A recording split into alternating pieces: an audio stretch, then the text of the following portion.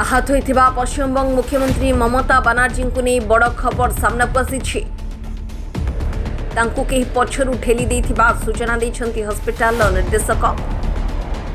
ममता कपाଳରେ लागिथिबा आघात जोगु 4टी स्टिच पड़िथिबा सूचना मिलिछि। गतकाली संध्यारे ममता घरे बुलुथिबा बेले पड़िजाई आहत होइथिबा कहजाउतला, किंतु एबे घटना को नहीं नुआ तथ्य सामना को आसी। यह दुर्घटना ना षड्यंत्र ताकु नहीं द्वंद्व थिबा बेले डाक्तर को रिपोर्ट को नहीं चर्चा आरंभ होइछि।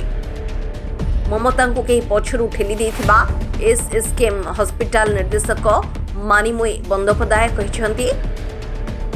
तेबे यह उपरे पश्चिमबंग पुलिस अधिक तदंत आरंभ करिछि।